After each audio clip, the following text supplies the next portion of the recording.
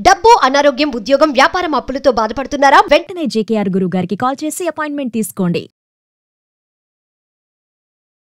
High viewers, India's largest digital media network Suman టీవీకి స్వాగతం. ప్రస్తుతం మనతో ఉన్నారు motivational speaker and advocate Ushasri. So చాలా మంది ఆడవాళ్ళ మోజులో పడి, అంటే స్త్రీ వ్యామోహంలో పడి మగవాడు లైఫ్ నంతా నాశనం చేసుకునే వాళ్ళు చాలా మంది ఉన్నారు. సో వాళ్ళ గురించి ఉషతో మనం మాట్లాడదాం. నమస్తే ఉష. నమస్తే రాధా. సో ఉష, తెలివైన భర్త అంటే ఇప్పుడున్న కాలంలో, ఎందుకంటే భార్యల చేతిలో బాగా చనిపోవడాల సంఖ్య ఎక్కువైపోయింది, మరణాల సంఖ్య. ఏదో ఒక రకంగా చంపేస్తున్నారు వాళ్ళని పాపం. అయితే ఒక తెలివైన భర్త మాత్రం ఇలాంటి భార్యల నుంచి వాళ్ళు బతకాలి అంటే ఎలా ఉండాలి, ఏమేం చేయాలి, ఒక 3 ఖచ్చితంగా ఉంటాయి.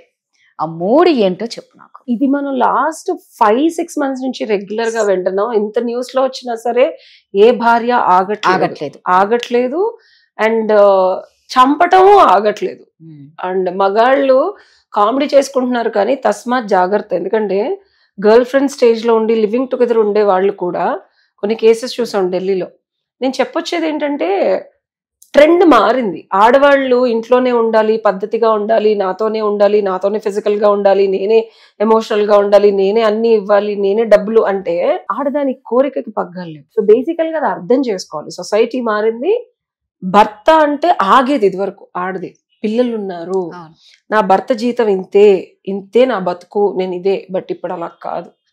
వాళ్ళకి కావాల్సింది వాళ్ళు తెచ్చుకోవడానికి కానీ, సాధించుకోవడానికి కానీ, తెలుసుకోవడానికి కానీ ఇంటర్నెట్ ఉంది, ఫోన్లు ఉన్నాయి, సొసైటీలో బోల్డంత ఎబిలిటీ ఉంది అనే జ్ఞానం దానికి వచ్చేసినప్పుడు ఒక్క భర్త అనేవాడు భార్యని అన్ని విధాలుగా సుఖపెట్టలేడు. పెట్టలేనప్పుడు నువ్వు అమ్మాయిని నీకు నచ్చినట్టు ఉండటం అడగటం అన్న దౌర్బల్యమైన విషయం ఇంకోటి ఉండదు. ఇది first point. Don't never ever expect నీ పెళ్ళం పాతకాలం పెళ్ళల్లా ఉంటది, ఇంట్లోనే ఉంటది, నీతోనే ఉంటది. నో, బయటికి వెళ్తుంది, మాట్లాడుద్ది, ఆ అమ్మాయికి పనులు ఉంటాయి, సొసైటీ ప్రెషర్స్ ఉంటాయి, పిల్లల్ని చూసుకోవాలి. నువ్వు మొత్తం ఏమి బాధ్యత ఏం తీసుకో. ఈ మాట్లాడే మగాళ్ళందరూ ఆ ఫిజికల్ గా ఎంత పిల్లలకి ఇచ్చే టైము, ఎబిలిటీ, ఎనర్జీ వాళ్ళని షేర్ చేసుకోవట్లే. మనం అమెరికాలో లేవు. హాఫ్ బేక్డ్ పొటాటో అని ఎప్పుడు చెప్తా. సగం వాళ్ళ కల్చర్, సగం మన కల్చర్. వాళ్ళ కల్చర్ లో ఏంటంటే అక్కడ అమ్మాయిలకి ఫ్రెండ్స్ ఉంటారు, ఆ ఫ్రెండ్స్ తో వాళ్ళు ఆల్రెడీ డేటింగ్లు చేసి ఉంటారు, ఫిజికల్ రిలేషన్షిప్స్ ఉంటాయి అని తెలిసి పెళ్లిళ్ళు చేసుకుంటారు రాదా. సో ఇక్కడ ఎక్స్పెక్టేషన్ అనేది ఆడదెవరితో మాట్లాడకుండా ఉండాలి, నాతోనే ఉండాలని ఉండదు. ఇది ఒక చొప్పురాత ఎక్స్పెక్టేషన్. సో ఫస్ట్ వాళ్ళకి ఆల్రెడీ ఫ్రెండ్స్ ఉంటారు కాబట్టి, వాళ్ళు ఆల్రెడీ ఫిజికల్ గా ఉండుంటారు కాబట్టి వీళ్ళకి అన్ని తెలిసి చేసుకుంటారు, వీళ్ళకే ఉంటారు. ద మొమెంట్ వీళ్ళిద్దరు కలిసి వచ్చినప్పుడు మన ఇద్దరం కలిసి ఉందని డిసైడ్ అవుతారు.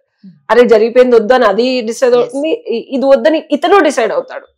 ఇక్కడ అలా లేదు. ఇక్కడ ఆ ఫ్రెండ్స్ అంటే కొంతవరకు వీళ్ళు యాక్సెప్ట్ చేసి, వీళ్ళు ఆడవాళ్ళు ఆల్రెడీ ఫిజికల్ రిలేషన్షిప్ వాళ్ళని ఫ్రెండ్స్ అని పరిచయం చేసి, లేకపోతే వీళ్ళు ఆల్రెడీ ఫిజికల్ రిలేషన్షిప్ లో ఉన్న వాళ్ళని ఫ్రెండ్స్ అని పరిచయం చేసి, ఈ మొగుడు పెళ్ళాలు ఇద్దరు ఆ మొగుడు పెళ్ళాలతో కలిసి ఇది ఒక రోత రంబోలా అవుతుంది.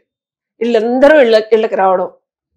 ఆ మా ఆయనకి తెలుసు నేను నీతో బయటకు వెళ్ళానని, ఆ మావిడికి తెలుసు నేను నీతో బయటకు వెళ్ళాను, నాకేం ప్రాబ్లం లేదని ఒక ముసుగులో బతుకుతున్నారు.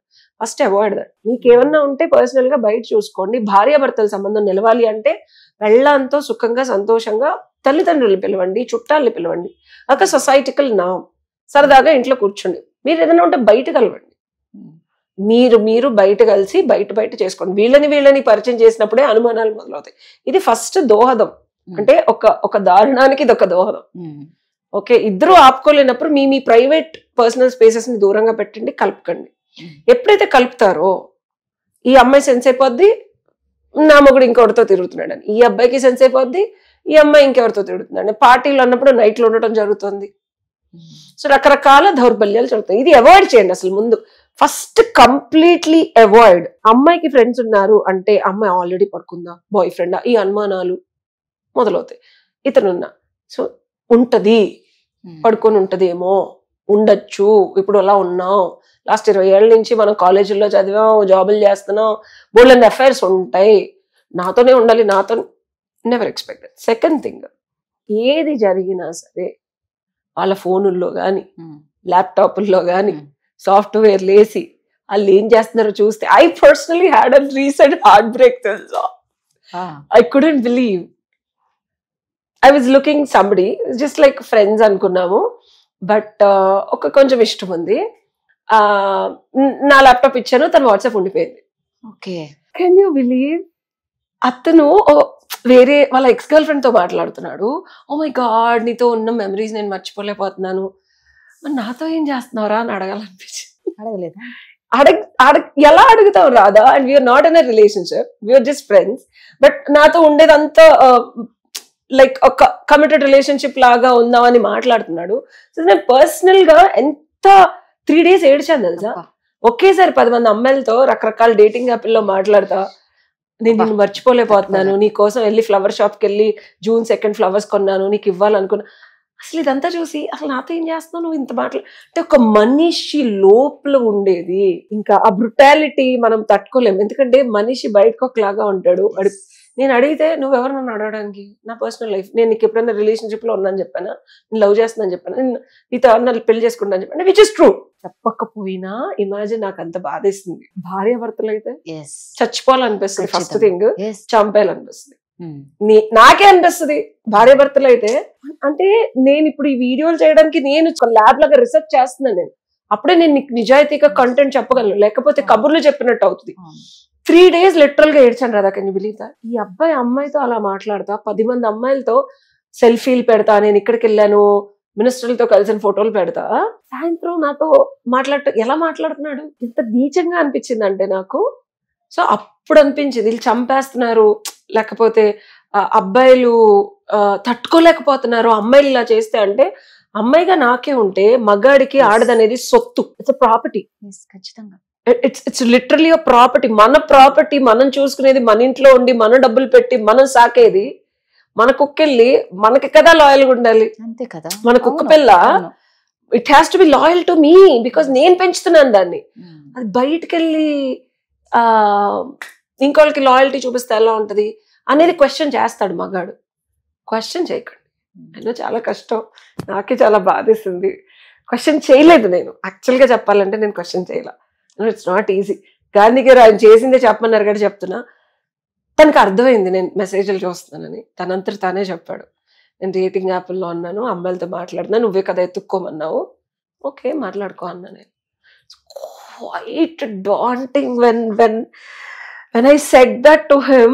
I was like blank face when he was సరదాగా మాట్లాడుతున్నాను అని. ఎంత ఇలా చెప్పాడు కదా.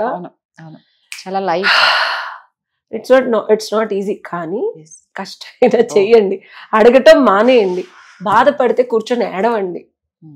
బట్ ఇది రిలేషన్షిప్ లో ఉన్న వాళ్ళకి చెప్తున్నాను నేను. ఎందుకంటే భార్యాభర్తలు ఉన్నప్పుడు వెనక్కి పీక్కోలు. నేను ఇతను అనుకో వదిలేసా, నీ లైఫ్ నీది, నా లైఫ్ నాది, బాబు వెళ్ళాం, యువర్ ఫ్రెండ్. మేబీ నేను ఎక్కువ వెళ్ళానేమో. నేను ఒక రిలేషన్షిప్ లేకుండా నేను అంత క్లోజ్ గా మాట్లాడినా నేను తగ్గించుకుంటా. I refrain myself, I told you will be my well wisher, I'll be your well wisher. సరేనమ్మా, నాకు నీ మీద ఇంట్రెస్ట్ లేదు, you're nice person, well wisher ఉంటా. నేను ఎప్పుడు చెప్పలేదు కదా, ఈజ్ అ వ్యాలిడ్ పాయింట్. తను ఎప్పుడు చెప్పలే, నేను ఎప్పుడు చెప్పలే. కానీ ఇక్కడ పెళ్ళి కదా, క్వశ్చన్స్ చేయకండి. థర్డ్ థింగ్, చాలా కష్టమైంది, క్వశ్చన్స్ చేసి రప్చర్ అయినప్పుడు డెఫినెట్ గా ఆగలేం. మేమంటే రిలేషన్షిప్ లో లేం కాబట్టి ఎవరి లైఫ్ అది చూసుకున్నాం. బట్ రోజు కలిసి ఉన్నప్పుడు, రోజు పడుకుంటున్నప్పుడు, రోజు పక్కనే నువ్వు టెక్స్ట్లు చేస్తున్నప్పుడు, రోజు every day your sleeping with. ఎందుకంటే ఏదో సాయంత్రం కలుస్తా, గంట మాట్లాడితే వెళ్ళిపోతుంది. When you're being with a person at night, it's where it haunts. పక్కన వాట్సాప్లు చేస్తా, ఫోన్లు మాట్లాడతా, నరకం అది మగాడికి. ఆ నరకం ఉన్నా కుదిరితే అమ్మాయిని అడిగి, అమ్మ నీ ప్రాబ్లం ఏంటి, వాడితో వెళ్ళిపోతావా, లేకపోతే పడుకొని వస్తావా, పిల్లల కోసం నేను నీతో ఉండాలనుకుంటా. నాకు కపుల్ ఆఫ్ కాల్స్ వచ్చాయి, మనసు బంటివి వీడియోస్ చూసే. పాప ముగ్గురు వాళ్ళ బాధ వాళ్ళ భార్య ఇంకొడుతూ వెళ్ళటం. Can you believe that? 3 calls అవే. నేను పర్ అవర్ చార్జెస్ అని చెప్పిన పాప వాళ్ళు డబ్బులు పే చేసి వాళ్ళు చెప్పిన బాధ ఏంటో తెలుసా రాదా, వాళ్ళు నచ్చ చెప్తున్నారు, ఆడపిల్లలు ఉన్నారు మేడం, మేమే అడ్జస్ట్ అవుతాం. కెన్ యూ బిలీవ్ 6 ఏళ్ల నుంచి ఒక ఆయన అడ్జస్ట్ అవుతున్నాడు. 6 ఏళ్ల నుంచి. ఆయన మిలిటరీలో ఉంటాడు, ఈవిడ గవర్నమెంట్ ఆఫీసర్, కొలీగ్తో రోజు ఆడపిల్ల ఏడుస్తుంది, ఈయన ఏడుస్తున్నారు, ఆగట్లేదు 6 ఏళ్ల నుంచి. 2 ఆడపిల్లలు ఉన్నారు మేడం, ఇంక నా వల్ల కావట్లేదు, అసలు నాకు ఊర్లో పరుగు పోతుంది, ఎందుకంటే నేనేమో మిలిటరీలో ఉంటా, ఈడేం చేయలేడు కాబట్టి మగ అమ్మాయి వెళ్తుందని అంటున్నారు. నేను ఎంతవరకు భరించి వదిలేయాలా, ఉండాలా? నేనన్నా ఏమండి ఆడవాళ్ళు ఇప్పుడు చంపేస్తున్నారు. ఫస్ట్ థింగ్, మీరు ఎక్కువ క్వశ్చన్ చేసి నేను పోలీసులు మేడం మీరు సపోర్ట్ చేయండి, పోలీసులతో మాట్లాడి నేను అమ్మాయిని బెదిరిస్తాను, వాడిని బెదిరిస్తాను, ఇంక జీవితంలో వాడిని చూడొద్దు అని చెప్పి ఆల్రెడీ ఇతను ఇంట్లో వాళ్ళకి చెప్పి ఒక కానిస్టేబుల్ తో బెదిరిస్తే ఇద్దరం కలవనని చెప్పి ఆఖరికి ఇద్దరు ట్రాన్స్ఫర్ ఒక దగ్గర ఎంచుకున్నారంట తెలుసా. ఆ రోజు నైట్ వెళ్ళి ఈడు కంటిన్యూస్ గా మాట్లాడుతున్నా మళ్ళీ అబ్బాయితో అమ్మాయి చేసి వచ్చింది. కానీ బిలీవ్ వీళ్ళు ఆగుతారని 6 ఏళ్ల నుంచి ఆగట్లేదు అసలు వాళ్ళు ఆగుతారని అనుకో. కంక్లూడ్ ఏంటంటే Radha, third remedy that I can tell you, నరకం అనుభవించగలిగిన రోజులు అనుభవించండి. రైట్.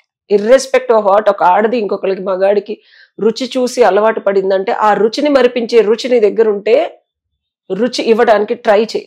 ఈజీ కాదు. ఒకసారి కొత్త రుచికి అలవాటు పడింది ఆడది, నువ్వు మళ్ళీ ఇచ్చే పాత రుచి నచ్చదు.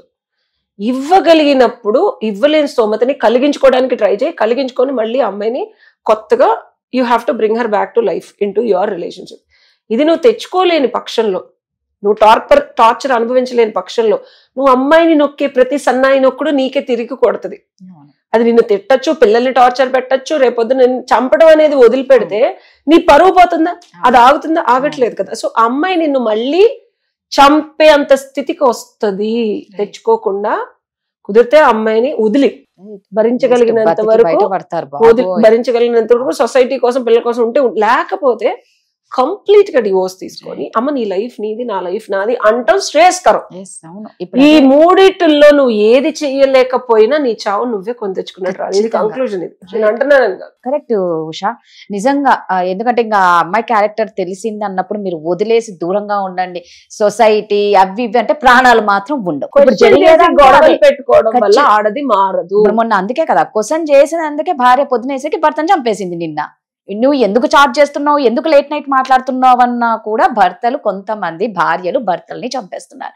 బెటర్ ఆమె మీకు సెట్ అవ్వలేదా, మీరు వదిలి పడేస్తే మీరు ప్రాణాలతో బయటపడతారు. అందరినీ అనట్లేదు, చేసిన వాళ్ళను నెక్స్ట్ చెయ్యాలి అన్న ఆలోచన ఉన్న వాళ్ళకు మాత్రమే చెప్తున్నాను. Thank you.